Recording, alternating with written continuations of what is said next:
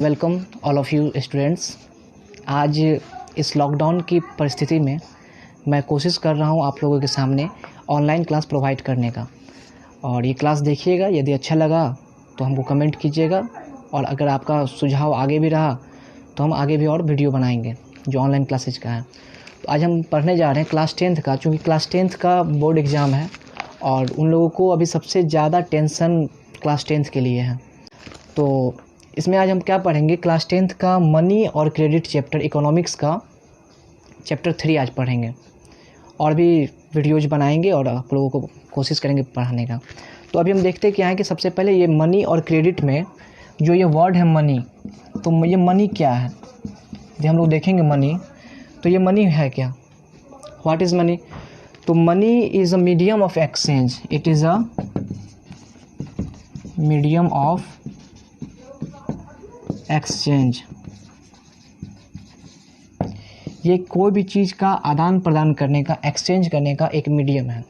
जैसे हमको कोई चीज़ खरीदना हो तो हम क्या करते हैं कि बाज़ार जाते हैं, और बाज़ार जाते हैं तो उसको क्या करते हैं कि मनी देते हैं, तो वो हमको कोई भी चीज़ आसानी से, जिसका जो फिक्स्ड प्राइस होता है उस प्राइस पे वो हमको देता है। तो मनी हमेशा क्या करता है, कोई भी चीज़ हम लोग बाय या सेल करते हैं तो एक इंटरमीडिएट का काम करता है, इसलिए हम लोग क्या कहते हैं, money is a medium of exchange. यदि MCQ क्वेश्चन में या वेरी शॉर्ट क्वेश्चन में ये पूछ दिया जाए what do you mean bye money, तो इसमें हम लिख सकते हैं क्या है, money is a exchange of, medium of exchange, money is a medium of exchange हम लोग लिख सकते हैं। तो अब एक वर्ड है क्या कि डबल कोइंसिडेंस।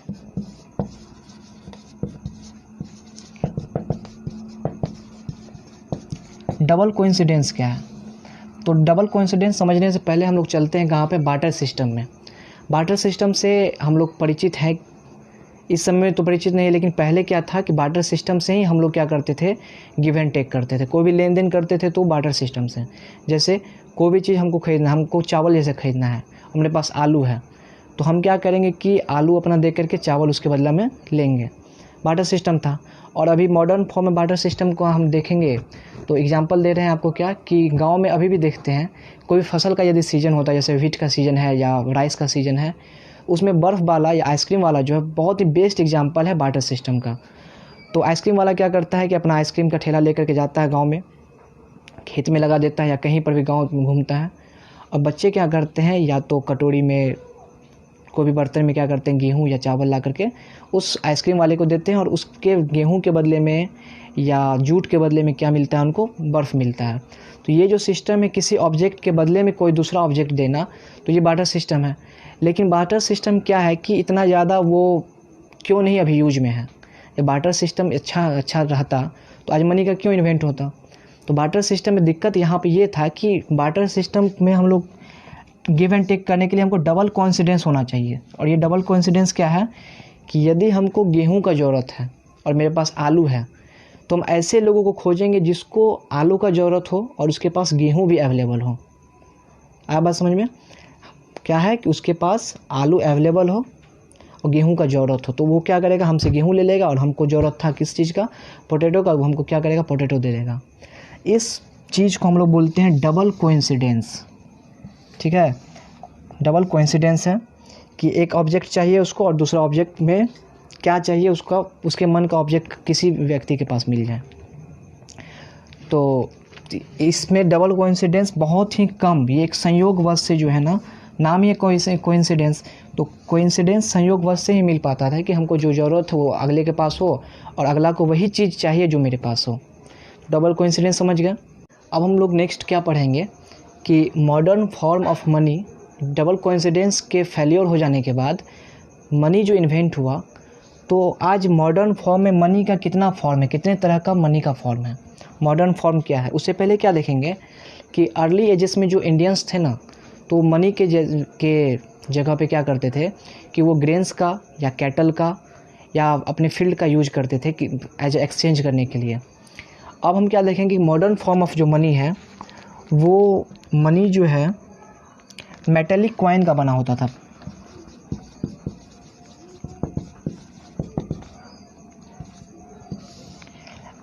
हम लोग मेडिवियल पीरियड का बात करें तो मेडिवियल पीरियड में क्या है कि जो भी कॉइन्स बनता था वो मेटल का बनता था। मेटल लाइक कॉपर हो गया, गोल्ड हो गया, सिल्वर हो गया। इसमें हम क्या करें, अपने ग्रैंड पेरेंट्स से यदि हम पूछे कि क्या सच में कॉपर का, गोल्ड का या सिल्वर का वो मनी देखे थे अपने लाइफ में, तो वो कहेंगे हाँ, पहले का जो मनी था वो चांदी का सिक्का हुआ करता था, सोना का सिक्का हुआ करता था। लेकिन चूंकि ये मेटल जो है अभी बहुत ही प्रीशियस हो चुका है समय के साथ, तो मनी के रूप में मेटल का यूज नहीं किया जाता है, इन कीमती प्रीशियस मेटल का। तो अभी जो मॉडर्न फॉर्म ऑफ मनी है, तो वो मनी है करेंसी। करेंसी का यूज करते हैं। और करेंसी कितने तरह का होता है? करेंसी दो तरह का, एक पेपर नोट है और दूसरा क्या है, कॉइन्स है। तो पेपर नोट और कॉइन्स का यूज करते हैं हम करेंसी का। तो पेपर नोट्स या कॉइन्स है तो इसका रिलायबिलिटी कैसे है? क्या आप या हम कोई भी पेपर में साइन करके 10 रुपया लिख देंगे या 100 रुपया लिख देंगे, मार्केट में वो जो है दुकानदार एक्सेप्ट करेगा? नहीं करेगा। क्यों नहीं करेगा? क्योंकि वो पेपर नोट्स, हमारा पेपर नोट्स जो है वो ऑथराइज्ड नहीं है। लेकिन अभी जो चल रहा है वो पेपर नोट्स क्या है, वो ऑथराइज्ड है। तो हम अभी क्या बता रहे थे कि पेपर नोट्स या कॉइन्स जो है हम लोग खुद का नहीं मार्केट में चला सकते हैं। पेपर नोट्स मार्केट में हम लोग अपना यूज नहीं कर सकते। क्यों? क्योंकि हम कोई ऑथराइज्ड पावर हमारे पास नहीं है, ना ही आपके पास पावर है जो किसी भी रुपया में जो है गांधी जी का फ़ोटो बना के 100 रुपया 200 रुपया लिख के चला दिए मार्केट में। उसका कोई वैल्यू नहीं है, एक इलीगल भी है जाली नोट का यूज करना। तो ये जो पेपर नोट्स या कॉइन्स का जो यूज हो रहा है आज हमारे मॉडर्न पीरियड में, तो वो पेपर नोट्स क्या है, हमारे कंट्री का यदि बात करें तो reserve bank of India, reserve bank of India जो है RBI, on the behalf of Indian government, Indian government के बिहाफ में रिजर्व बैंक ऑफ इंडिया क्या करता है, पेपर नोट्स को, ये करेंसी को क्या करता है, इशू करता है। और तब जा कर के इसका जो है एक ऑथराइजेशन है, इसका जो है डिमांड है, लोग जो है एक्सेप्टेशन है, लार्ज एक्सेप्टेशन है इस चीज़ का।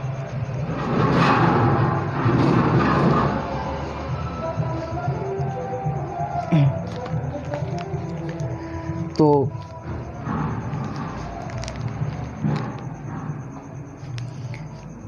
हम लोग क्या बता रहे थे कि करेंसी के बारे में, कि पेपर नोट्स या कॉइन्स का इसलिए ऑथराइजेशन है क्योंकि वो रिजर्व बैंक ऑफ इंडिया के द्वारा, जो बैंक है हमारे भारत में reserve bank of India, on the behalf of Indian government ये क्या करता है, पेपर नोट्स को इशू करता है, करेंसी को इशू करता है।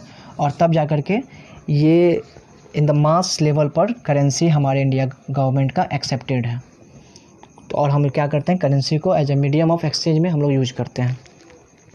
अब देखेंगे क्या, एक और सिस्टम है करेंसी का, एक और फॉर्म है जिसको हम लोग बोलते हैं डिपॉजिट्स। बैंक में क्या करते हैं हम लोग, पीपुल, जिन लोगों के पास पैसा अपने यूज करने से अधिक पैसा है, वो क्या करते हैं कि बैंक में जा कर के पैसे को अपने डिपॉजिट करते हैं, जमा करते हैं। जो डेली टू डेली नीड्स है उसके लिए बचा करके, बाद बाकी जो भी एक्स्ट्रा पैसा है, जो भी एक्स्ट्रा करेंसी है, उसको बैंक में हम लोग जाके क्या करते हैं कि जमा कर देते हैं। तो यहाँ क्वेश्चन अराइज होता है कि why we rely on the bank, bank में क्यों रिलाई करते हैं और बैंक में क्यों जाके हम पैसा जमा करते हैं। तो बैंक सबसे पहले क्या करता है कि जो हम मनी को डिपॉजिट करते हैं उस मनी के ऊपर में हम लोगों को क्या करता है कि वो कुछ परसेंटेज देता है। 100 रुपया यदि हम जमा किए हैं तो कुछ परसेंटेज, तो हमारा क्या होगा, वो मनी बैंक में रखा बढ़ते जाएगा। ठीक है। दूसरा क्या है कि वो सेफ़ रहता है बैंक में। घर में मनी या कोई भी कीमती चीज़ रखेंगे तो उसका चोरी होने का डर है ना, लेकिन बैंक में सेफ़ रहता है और हमारे नाम पे मनी जमा रहता है। तो बैंकिंग सिस्टम के बारे में कहें तो बैंक में करना क्या होता है कि बैंक में सबसे पहले हम लोगों को जाकर के एक अकाउंट ओपन करना पड़ता है। यदि हमको जमा करना है अपना मनी तो हम अपने नाम से क्या करेंगे, एक बैंक में जाकर के अकाउंट ओपन करेंगे। अकाउंट में जो भी डिटेल्स हमारा चाहिए कि हाँ मेरे नाम का आधार कार्ड लगता है और जो भी कागज़ पत्तर है वो सब लेकर के क्या करेगा कि मेरे नाम पर एक अकाउंट खुलेगा और उस अकाउंट में हम लोग क्या करते हैं, अपना मनी जमा कर सकते हैं। अब बात करें हम लोग अकाउंट का, तो अकाउंट भी डिफरेंट तरह का होता है। एक होता है करेंट अकाउंट, सुने होंगे, एक सेविंग अकाउंट है और एक फ़िक्स डिपॉजिट भी हम लोग क्या करते हैं, उसमें पैसे जमा करते हैं। तो अकाउंट्स में क्या डिफरेंट है इन लोग अकाउंट में? करेंट अकाउंट्स खास करके वे लोग यूज करते हैं जो डेली का बिजनेस कर रहे हैं। जैसे लाखों का टर्नओवर आ रहा है, एक दिन में बिजनेस हुआ लाखों का। खास करके पेट्रोल पंप का यदि बात करें, प्रत्येक दिन जो एवरीडे लाखों का पेट्रोल को क्या करते हैं, वो सप्लाई करते हैं। फिर अगला कंपनी को क्या करना पड़ता है, उनको पे करना पड़ता है। तो उस कंपनी के नाम पे क्या करते हैं, वो करेंट अकाउंट खुद के नाम पे खुलवा करके उस कंपनी को अपने करेंट अकाउंट से पैसा को रेगुलर ट्रांसफ़र करना पड़ता है। इस कारण से वो क्या है कि करेंट अकाउंट है, नाम ही करेंट अकाउंट है। तो उसमें क्या है कि पैसा का लेन देन लगभग रोज़ होता है, संडे को छोड़ करके। ठीक है। अब क्या है कि सेविंग अकाउंट्स में जो घर के जो हम लोगों के जैसे जो मीडियम फैमिली से बिलोंग करते हैं, मीडियम लोग हैं, तो हम लोग क्या करते हैं, जो बिज़नेस से ताल्लुक़ नहीं रखते हैं, तो वो क्या करते हैं कि अपना सेविंग अकाउंट जमा किए, सेविंग अकाउंट में अपना पैसा जा कर के डिपॉजिट करते हैं और बस उस पे हमको परसेंटेज मिलता है। और फिक्स डिपॉजिट क्या है कि हम लोग बैंक में पैसा जमा करने से पहले बता देते हैं कि 1 साल के लिए, 2 साल के लिए हम लोग क्या कर रहे हैं कि इस पैसे को यहाँ फिक्स कर रहे हैं, डिपॉजिट कर रहे हैं, और वो पैसा हम कब निकालेंगे तो उसके समय के बाद निकाल सकते हैं। तो इस तरह से बैंकिंग सिस्टम है। और करेंट नोट्स का हम क्या बात कर रहे हैं, मनी का एक और फॉर्म है जिसको हम लोग चेक बोलते हैं, चेक्स बोलते हैं। चेक्स भी एक जो है ना फॉर्म है मनी का। तो अब हम क्या बता रहे हैं क्या कि चेक है। तो चेक पेमेंट्स कैसे हैं कि कोई शूज़ मैन्युफैक्चरर है और शूज़ मैन्युफैक्चरर को क्या करना है कि पेमेंट देना है लेदर सप्लायर को। तो वो लेदर सप्लायर को चाहे तो जो भी अमाउंट है उस अमाउंट को यहाँ पर चेक में फिल करके,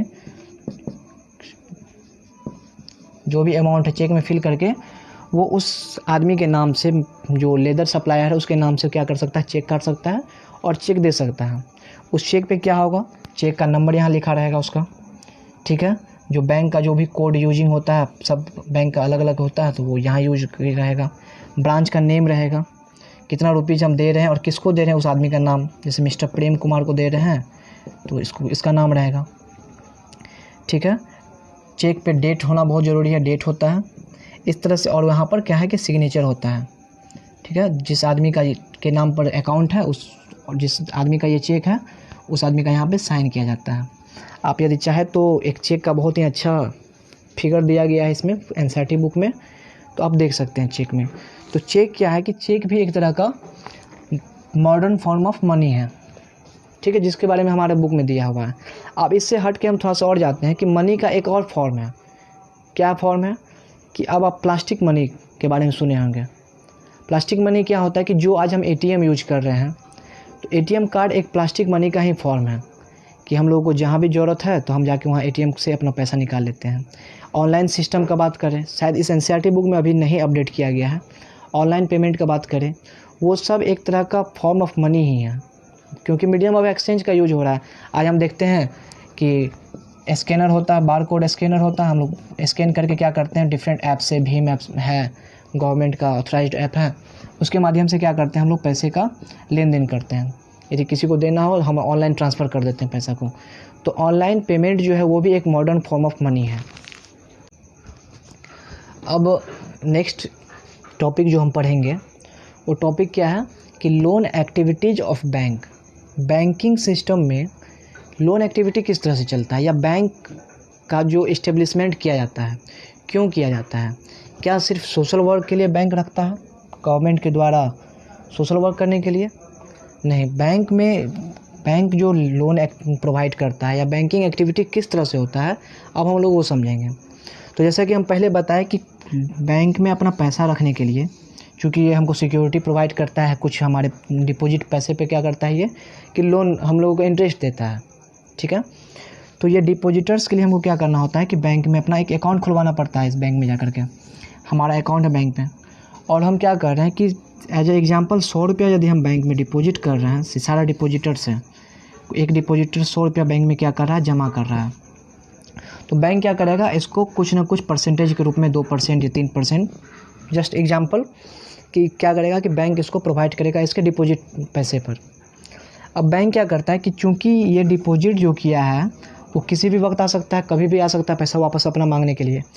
तो बैंक 15% जो है पैसा को अपने पास रखता है और बाद बाकी 85% पैसे जो हैं वो किसी न किसी रूप से ये लोन जो है ना लोगों को प्रोवाइड कर देते हैं। किसी को बिजनेस करना है, बिजनेस लोन चाहिए, बिजनेस के लिए बैंक से बिजनेस लोन लेता है। कोई स्टूडेंट है, एजुकेशन प्राप्त करना चाहता है, तो वो क्या है कि एजुकेशन लोन लेगा। किसान है तो किसान क्रेडिट लोन लेगा। तो ये जो लोन लेता है तो आखिर बैंक तो यहाँ पे कर रहा है 2%, तो बैंक क्या करता है कि जो किसी को जो लोन दे रहा है, प्रोवाइड करवा रहा है किसी अन्य को, तो इस पर ये 2% के बजाय मान लेते हैं क्या, ये 10%, 8%, जो भी परसेंटेज है, ये 10%, 8% या 6% क्या कर रहा है कि जिसको ये लोन दिया है उसे लेगा।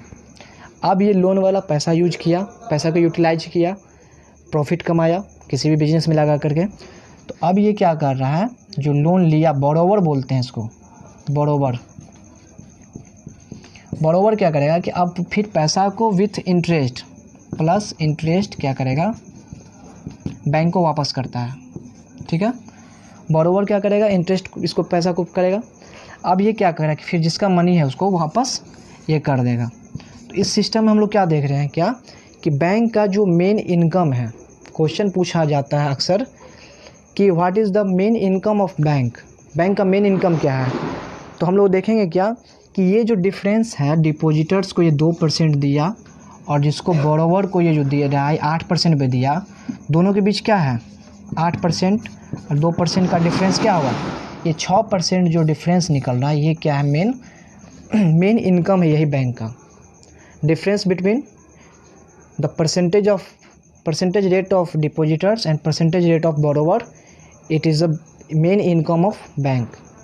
यही मेन इनकम एक्टिविटी है बैंक का। इन दोनों का अंतर जो है, डिपॉजिटर्स को 2% दिया और क्या कर रहा है कि 8% बोरोवर से ये लेगा। तो ये मेन इनकम क्या है, बैंक का है। अब हम लोग क्या देखेंगे कि क्रेडिट जो प्रोवाइड करवाया गया बैंक के द्वारा, बोरोवर को जो पैसा दिया गया, तो क्या ये लेना फ़ायदेमंद है या नहीं लेना चाहिए, प्रॉफिटेबल है या लॉस होगा हमको लेने में। तो क्रेडिट देने का जो है ये 2 डिफरेंट सिचुएशन होता है। यदि हम किसी भी बैंक से या किसी भी व्यक्ति से कोई भी क्रेडिट लेते हैं, उधार लेते हैं, तो उसका पॉजिटिव रोल भी है हमारी लाइफ में और नेगेटिव रोल भी है। इस चीज़ को समझने के लिए हम क्या करेंगे कि एक कहानी के माध्यम से पॉजिटिव रोल और नेगेटिव रोल को हम समझेंगे। तो जस्ट एग्जांपल करते क्या है कि 2 मंथ के बाद मान लीजिए कोई फेस्टिवल सीज़न आने वाला है, ठीक है, और फेस्टिवल सीज़न में एक शूज़ कंपनी है, बहुत बड़ा ब्रांडेड शूज़ कंपनी है, तो उसको कई सारा शूज़ चाहिए। तो वो क्या करता है, 3000 पेयर ऑफ शूज़ का ऑर्डर देता है एक शूज़ मेकर को। शू मेकर को क्या करता है कि 3000 पेयर ऑफ शूज़ का ऑर्डर देता है किसको, शू मेकर को। अब शू मेकर को क्या चाहिए कि रॉ मटेरियल चाहिए जूता बनाने के लिए, ठीक है। तो रॉ मटेरियल इसके पास अचानक से 3000 पेयर्स का इतने हैवी डिमांड यदि आ गया इसके पास, तो हो सकता है इसके पास यदि पैसा नहीं हो शू मेकर के पास, तो ये क्या करेगा, इसको रॉ मटेरियल चाहिए और क्या चाहिए कि जो इसके यहाँ जो लेबर काम करेगा, अकेले तो 3000 पेयर बना नहीं सकता है, जो रेगुलर डेली वेजेस पे जो लेबर काम करेगा उसका वेजेस भी देना होगा, लेबर को पर डे देना होगा। वो तो नहीं इसके 2 मंथ के बाद जब इस पे करेगा कंपनी वाले को, शूज कंपनी को, तो लेगा वो रेगुलर वेजेस, तो उसको रोज़ चाहिए। तो अब इसमें क्या है कि इसको 3000 पेयर ऑफ शूज़ बनाने के लिए कुछ पैसों की ज़रूरत है इस शूज़ मेकर को, लेदर के लिए और लेबर को देने के लिए। तो ये क्या करता है, कंपनी को बोलता है कि आप जो है 1000 पेयर का जो है पेड कर दीजिए, 1000 पेयर ऑफ शूज़ का जो पैसा जो है एडवांस में पेड कर दीजिए, या नहीं तो ये इसी चीज़ का क्रेडिट किसी और से लेता है, या शूज़ कंपनी दिया, ठीक है, शूज़ कंपनी से लिया, या किसी से भी ये 1000 पेयर का जो पैसा जो है ये एडवांस में ले लिया। अब क्या करता है कि इसी पैसे से क्या करेगा, ये रॉ मटेरियल ला करके रेगुलर वेजेस जो लेबर है उसको देगा अपने लेबर को, और इस तरह से क्या करेगा 2 मंथ के बाद 3000 जो पेयर्स ऑफ शूज़ का जो है ये डिमांड हुआ था उसको डिलीवरी करेगा। और जब डिलीवरी करने जाएगा तो इसको पैसा क्या होगा, फिर पेड कर दिया जाएगा शूज़ कंपनी के द्वारा। तो इसमें इस सिचुएशन में हम क्या देखे हैं कि क्रेडिट लेना एक पॉजिटिव रोल निभाया इस शूज़ मेकर के लाइफ में, ठीक है, पॉजिटिव रोल दिखाया। अब हम लोग नेगेटिव रोल क्या देखते हैं कि जस्ट लाइक हम एग्जांपल लेते हैं कि एक कोई छोटा सा फार्मर है, ठीक है, जिसको कुछ ज़मीन है, सम लैंड्स हैं, और इस लैंड्स पे इसको क्या करना है, क्रॉप्स को ग्रो करवाना है। क्रॉप्स ग्रो करवाना है, उसके लिए इसको क्या चाहिए, सीड्स चाहिए, फर्टिलाइज़र चाहिए, पेस्टिसाइड्स चाहिए। तो इन सब खेती करने के लिए इन सब चीज़ की ज़रूरत पड़ेगा इसको।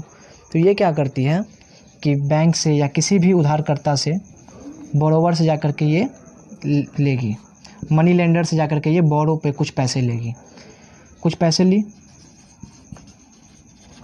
बोरो पे कुछ पैसे ली। अब ये क्या करती है कि उस पैसे को लेकर के अपने खेत में, फसल में क्या करती है, वो पैसे को लगा देती है, ठीक है। लेकिन होता क्या है कि मौसम के कारण और मौसम के सीज़न को फेल्योर कर जाने के कारण इसका जो क्रॉप है वो भी फेल्योर कर जाता है। अब इस सिचुएशन में क्या है कि ये सोची क्या थी कि कुछ पैसे उधार लेकर के, बोरो पर लेकर के ये अपने लैंड में पैसे लगाएगी, इससे जो क्रॉप्स होगा उसको मार्केट में बेच के जो फ़ायदा होगा वो फ़ायदा अपने पास रखेगी, और जिससे जो मनी लेंडर को फिर वापस कर देगी। लेकिन इस सिचुएशन में क्या है यहाँ पर कि इसका जो क्रॉप्स फेल्योर हो गया, तो अब क्या है कि अब अगला क्रॉप्स लगाने के लिए इसको फिर से क्या चाहिए, कुछ मनी बोरो पे लेना होगा।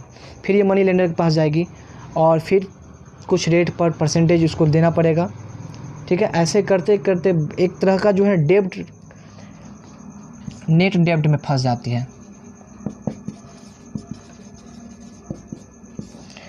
कर्ज का जाल में, कर्ज जाल में क्या होगा कि ये जो फार्मर है इस तरह से फंसते जाएगा, और आखिरकार जाकर के इसको अपनी ज़मीन को बेच करके उसको जो भी मनी लेंडर से पैसा लिया है उसको या तो ज़मीन ही दे देना पड़ेगा। तो हम यहाँ पे क्या देखें, इस दोनों सिचुएशन में ये जो सूज मेकर है उसी मनी को बोरो पे लेकर के ये प्रॉफिट कमाया, इसका लाइफ चेंज हो गया क्योंकि पॉजिटिव रोल इसका यूज आया, ठीक है। और यहाँ पे क्या है कि इस फार्मर का यदि क्रॉप फेल्योर हो गया तो इसमें क्या है कि क्रेडिट वही है, इसके लाइफ में नेगेटिव रोल प्ले किया, और इसके लाइफ में क्या है कि वही क्रेडिट पॉजिटिव रोल प्ले किया। अब हम लोग अगला जो टॉपिक देखेंगे इसमें, तो इसमें देखेंगे क्या कि टर्म ऑफ क्रेडिट। क्रेडिट यदि कोई दे रहा है तो क्या टर्म कंडीशन लगा रहा है, किस टर्म कंडीशन पे देता है, ठीक है। क्योंकि हम जानते हैं कि क्रेडिट जो है कोई किसी को देता है तो ऐसे राह चलते लोगों को क्रेडिट नहीं मिलता है। हमारा घर यहाँ बिहार में है और हम चाहेंगे पंजाब में, दिल्ली में यदि कोई क्रेडिट लेना किसी बैंक से तो आसानी से नहीं मिलेगा हमको। तो इसमें क्या है कि टर्म ऑफ क्रेडिट में एक वर्ड है कोलेट्रल। तो हम क्या करते हैं, हमको कोई भी बैंक या कोई भी क्या है कि मनी लेंडर जो है तब जाके क्रेडिट देता है जब उसके पास हम एज अ गारंटी कुछ ना कुछ रखते हैं, ठीक है। और जो चीज़ हम गारंटी के रूप में रखें इसी को हम लोग क्या बोलते हैं, कोलेट्रल बोलते हैं। क्वेश्चन पूछा जाएगा what do you mean by collateral, तो collateral is an asset that borrowers own, जो बोरोवर्स है जो उधार ले रहा है, ठीक है।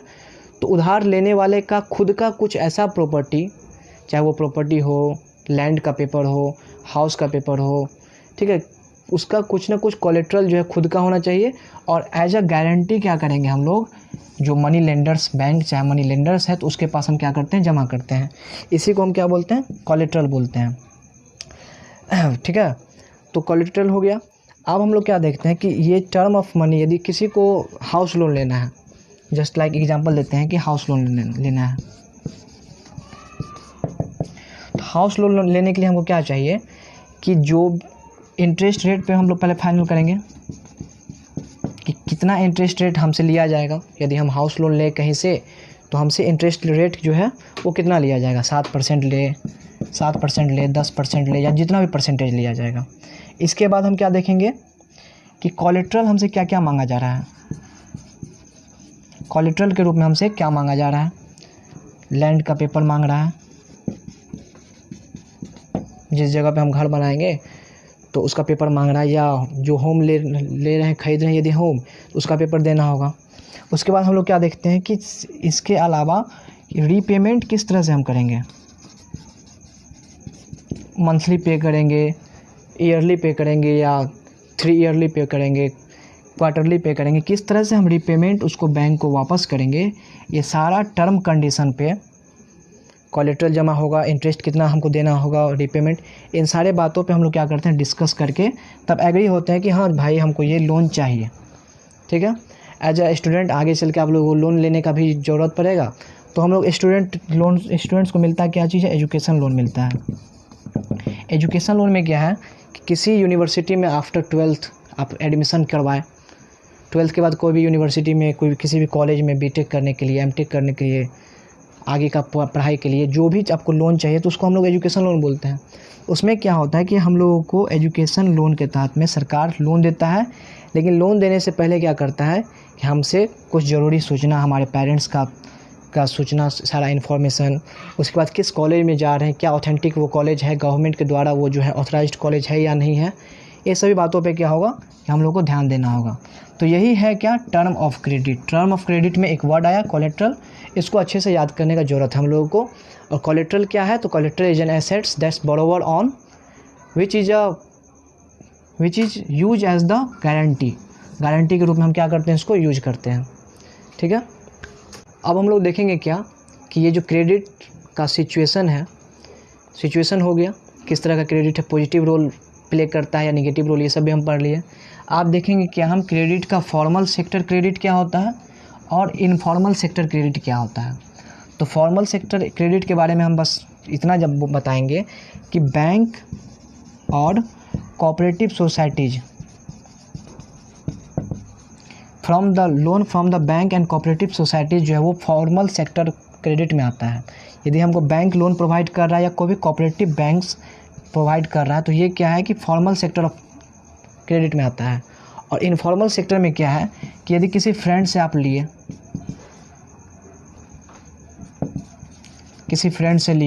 क्रेडिट, किसी रिलेटिव से क्रेडिट लिए, कोई मनी लेंडर है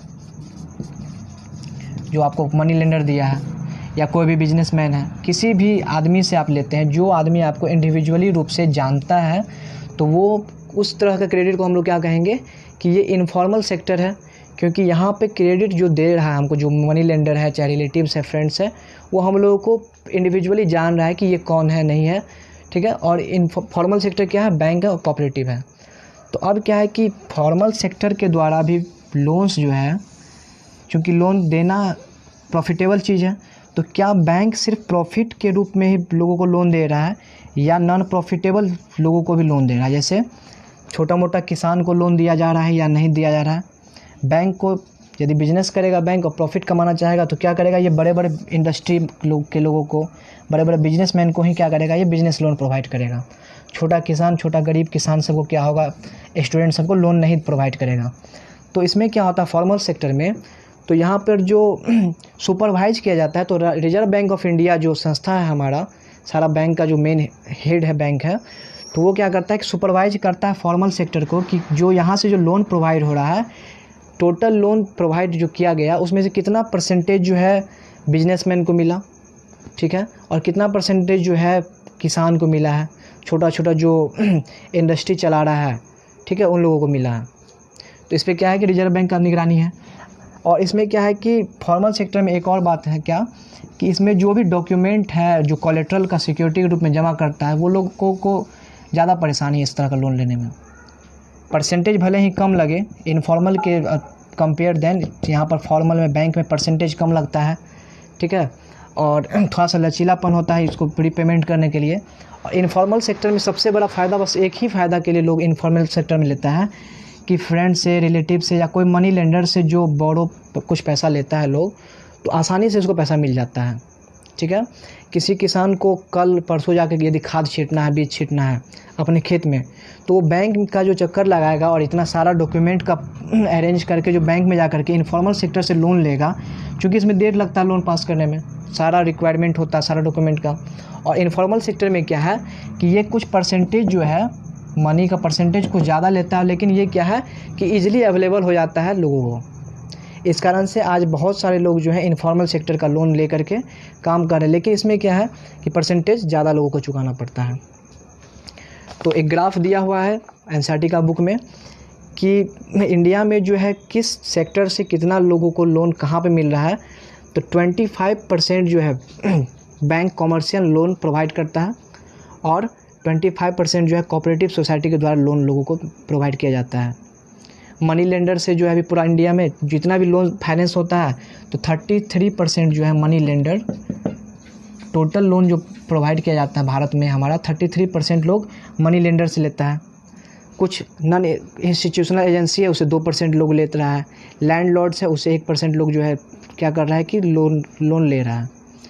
ये फॉर्मल सेक्टर को और इनफॉर्मल सेक्टर से क्या करेंगे, यहाँ पे हम कंपेयर करेंगे। हम क्या बताएं, फॉर्मल सेक्टर का जो परसेंटेज रेट है वो इनफॉर्मल सेक्टर के परसेंटेज रेट से जो है वो लेस रहता है। इनफॉर्मल सेक्टर में जो रेट ऑफ परसेंटेज ले रहा है उससे कम रहता है कहाँ पे, फॉर्मल सेक्टर में।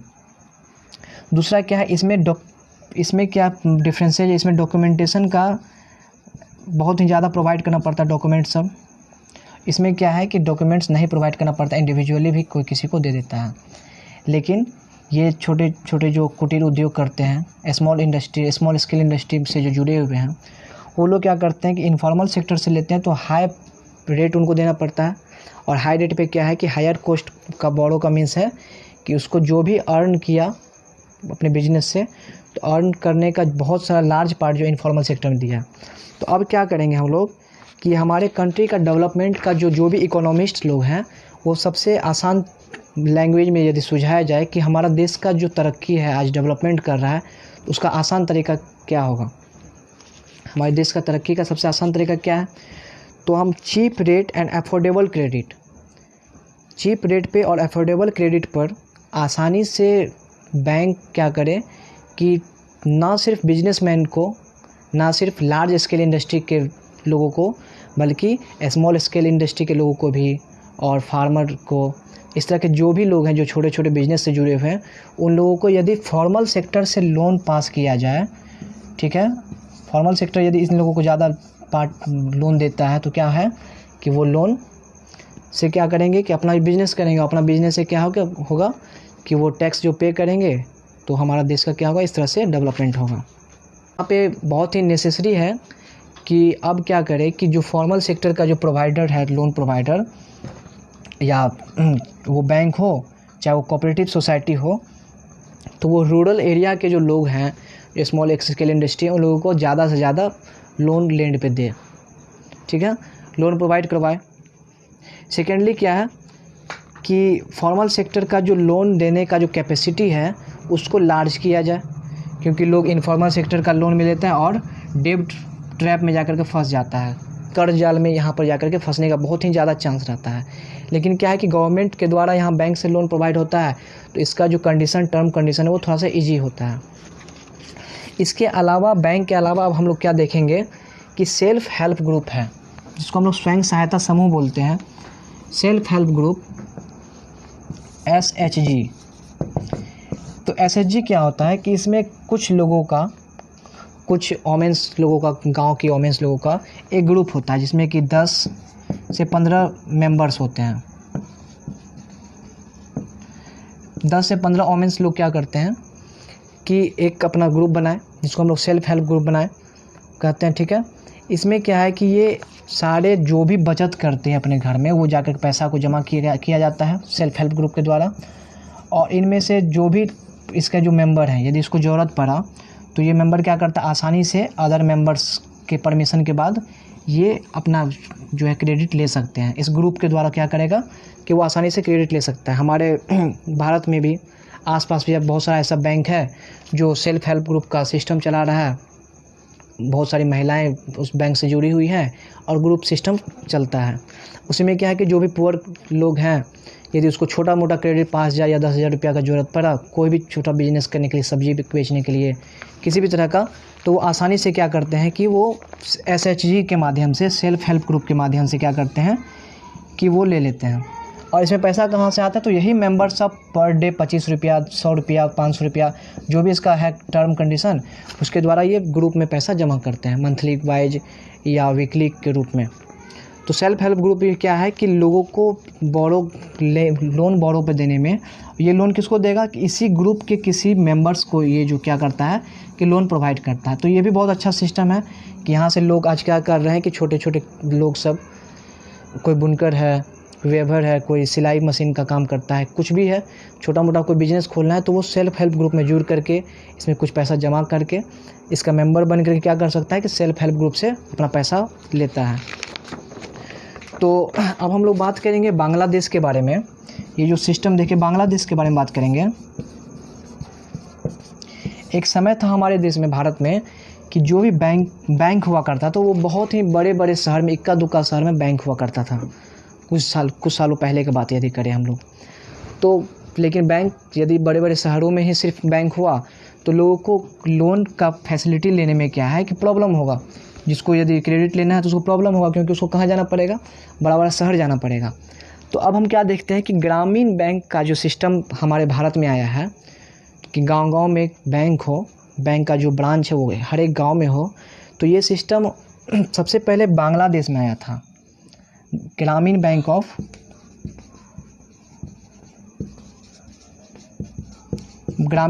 बांग्लादेश जो है सबसे पहले स्टार्ट हुआ था। ये किए कौन थे? एक प्रोफेसर मोहम्मद यूनुस।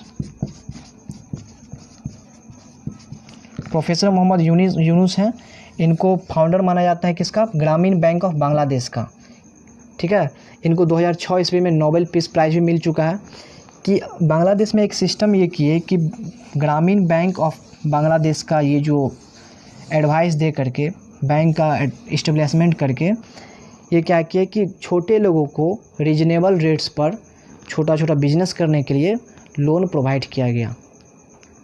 ठीक है, तो ग्रामीण बैंक ऑफ बांग्लादेश जो एक मॉडल के रूप में था हम सभी के लिए है कि मोहम्मद यूनुस का स्टार्टिंग किया हुआ ये ग्रामीण बैंक ऑफ बांग्लादेश आज हमारे देश में भी चल रहा है।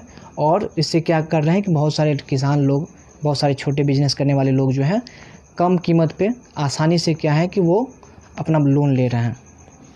अब लास्ट में हम लोग क्या करेंगे कि इस चैप्टर का एक रिव्यू लेते हैं कि इस चैप्टर में हम लोग क्या क्या पढ़ें। तो इस चैप्टर में हम लोग देखें क्या, सबसे पहले मनी क्या होता है उसके बारे में हम लोग जाने कि मनी का क्या फॉर्म है, पहले क्या फॉर्म था। बार्टर सिस्टम क्या होता है, बार्टर सिस्टम तब जा कर के अभी तक चलता है जब वहाँ पर डबल कोइंसिडेंस का मामला ज़्यादा नहीं पड़ता। डबल कोइंसिडेंस हुआ, इस कारण से बार्टर सिस्टम जो है अभी तक नहीं चल रहा है। फिर हम लोग देखें क्या मनी का मॉडर्न फॉर्म क्या है। पहले का जो मेटेलिक जो फॉर्म था वो नहीं चल रहा है क्योंकि वो अभी प्रीशियस है, जो गोल्ड सिल्वर है। उसके बाद ये देखें, उसके बाद हम क्या देखें कि बैंकिंग सिस्टम देखें कि बैंकिंग सिस्टम में हम लोग क्या कर सकते हैं कि एक अकाउंट खुलवा करके उसका मेंबर बन सकते हैं। फिर क्या देखें उसके बाद हम लोग कि क्रेडिट फैसिलिटी क्या होता है, कि लोन किस तरह से लोगों को दिया जाता है। आप क्रेडिट फैसिलिटी कौन कौन लोग जो है क्रेडिट प्रोवाइड करते हैं, तो उसमें हम क्या देखें कि फॉर्मल सेक्टर हुआ, बैंक या कोऑपरेटिव सोसाइटी के द्वारा यदि लोन दिया जा रहा है तो फॉर्मल सेक्टर में हुआ, या किसी रिलेटिव के द्वारा जो इंडिविजुअली रूप से हम लोगों को जानता है उसके द्वारा हम यदि कुछ लोन ले रहे हैं तो वो क्या हो गया, इनफॉर्मल सेक्टर हो गया। उसके बाद हम क्या देखें कि यदि इनफॉर्मल सेक्टर में हम लोग तो डेब्ट ट्रैप में फंस सकते हैं, कोई लिया उसमें, और चूंकि रेट ऑफ परसेंटेज ज़्यादा होता है इनफॉर्मल सेक्टर में, तो फॉर्मल सेक्टर को क्या है कि एक एडवाइस भी दिया गया कि यदि हमारे देश में फॉर्मल सेक्टर से ज़्यादा लोगों को लोन मिले तो आज हमारा देश जो है, कंट्री जो है डेवलप कर सकता है। इस तरह से डेवलपमेंट के लिए बहुत ज़रूरी क्या है कि फॉर्मल सेक्टर से लोगों को लोन मिले। फिर हम क्या देखें कि SHG के बारे में जाने, सेल्फ हेल्प ग्रुप भी के बारे में जाने कि उससे भी हम लोग क्या कर सकते हैं, उसका मेंबर बन के कुछ लोग खुद से बैठ करके क्या कर सकते हैं, लोन ले सकते हैं उससे। फिर हम लोग क्या देखें, ग्रामीण बैंक ऑफ बांग्लादेश के बारे में देखें कि मोहम्मद यूनुस जो है, जिनको 2006 में नोबेल पीस प्राइज़ भी मिल चुका है, तो बांग्लादेश में जो मॉडल दिए ग्रामीण बैंक का, तो आज हमारे देश में भी ग्रामीण बैंक का जो मॉडल चल रहा है कि छोटे छोटे जो उधार करता है, जो उधार लेना चाहते हैं तो उनको आसानी से एक चीप रेट पे क्या है कि प्रोवाइड किया जाता है। इन सब चीज़ को आज हम देखें। अब करना है क्या हम लोगों को कि इस चैप्टर से रिलेटेड जो भी क्वेश्चन है वो क्वेश्चन बनाना है। तो क्वेश्चन किस तरह से बन सकता है, तो चैप्टर के लास्ट में जो क्वेश्चन दिया है वो क्वेश्चन तो बनाना ही है, NCERT सॉल्यूशन जो है। इस चैप्टर के बीच के पेज से क्या करेंगे, जैसे मनी था तो यहाँ क्वेश्चन खुद ब खुद क्रिएट करना हम लोगों की। यदि पूछा जाए, मान लीजिए चैप्टर से आउट ऑफ चैप्टर आए, कभी कभी हम लोग क्या करते हैं कि शोरगुल करते हैं क्या कि इस बार एग्जाम में जो है आउट ऑफ सिलेबस आ गया क्वेश्चन आउट ऑफ सिलेबस नहीं आया। क्वेश्चन जो है आप लोगों को एक्सरसाइज से आउट आता है तो हम लोग सोचते क्या है कि आउट ऑफ सिलेबस आ गया क्वेश्चन चैप्टर के बीच से ही पूछा जाता है। तो हम लोग खुद क्वेश्चन क्रिएट करेंगे क्या कि जैसे मनी था तो क्वेश्चन खुद बना लेंगे, what do you mean bye money, what is money. उसका आंसर क्या करेंगे, लिखेंगे कि money is a medium of exchange. ठीक है, तो उसके बाद क्या देखेंगे क्या कि फॉर्मल सेक्टर में कौन कौन आता है। ठीक है, और उसके बाद देखेंगे इनफॉर्मल सेक्टर क्या होता है, डेब्ट ट्रैप क्या होता है, what do you mean bye double coincidence क्या होता है। ये सब तरह से बीच का हम लोग क्वेश्चन को बनाएंगे। उसके बाद जो एनसीईआरटी क्वेश्चन है ये आप लोग बना के रखिएगा, नहीं तो हम फिर जो है इस एनसीईआरटी का सॉल्यूशन लेकर के आप लोगों के सामने आएंगे और आप लोगों को हेल्प करेंगे।